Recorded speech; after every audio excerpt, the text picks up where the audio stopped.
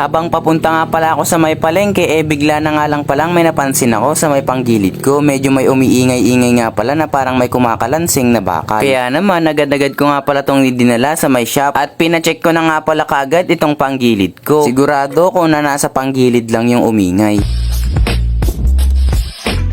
So, what's up sa inyo mga kasingkit? So, dito, papunta nga pala tayo ng palengke. Kaso nga lang, habang papunta nga pala ako doon, medyo may narinig nga pala akong ingay sa may panggilid ko. Pero di ko nga muna pala pinansin yun dahil may client nga pala tayo ngayon, may buyer tayo. Eto, pinunta nga pala namin dito sa may pagawaan. Habang naghihintay nga pala kami, sinamahan ko na nga pala si Sir magpa-vulcanize ng kanyang interior. Dahil medyo marami nga daw palang butas mga kasingkit, pinalitan niya na nga lang din pala ng bagong interior. Pagkatapos nga pala namin mapaayos yung gulong ni Sir, pagkabalik nga pala namin dito, saktong tapos na rin nga palang ayusin yung tricycle na binebenta natin. Medyo pakat kasi yung preno kaya pinaayos namin. Pagkatapos nga pala natin maibenta yung tricycle, dumiretso na nga pala tayo kaagad sa may shop para nang sa ganun maipacheck na nga pala natin kung ano nga ba yung umiingay sa may panggilid natin. Pagkarating ko nga pala dito, agad-agad nga pala nilang ipinasok at syempre pinabaklas ko na nga kaagad yung panggilid natin. Muntik na nga palang mabilog yung isang nut natin. Pagkabukas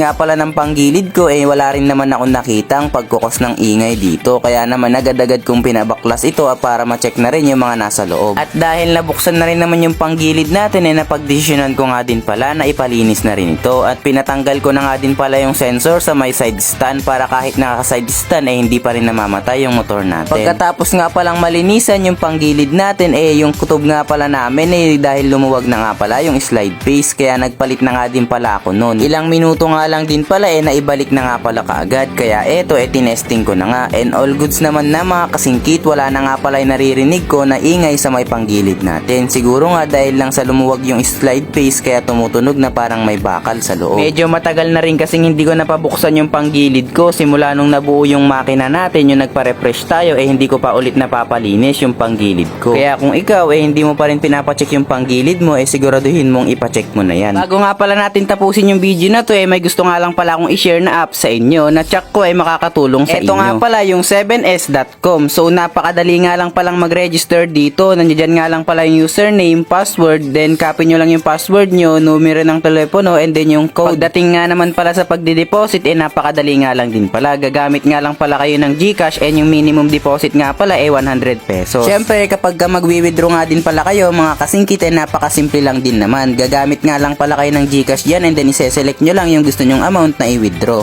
After nyo nga palang makapag-deposit mga kasingkit, ganito nga pala yung platform na makikita nyo. And marami nga silang mga promotion dito kapag magre-register kayo. At saka pag nag-deposit kayo, marami kayong mga benefits na makukuha dito. Yung pinaka-paborito ko nga palang laruin dito yung Super Ace. So tara, samahan nyo nga pala akong maglaro dito. So meron nga pala tayong 10 spin dito mga kasingkit, and tignan nga pala natin kung mananalo nga ba tayo dito. First spin pa nga lang pala natin, nakakuha na tayo ng 96 pesos. Sumunod naman 192 pesos, 48 pesos,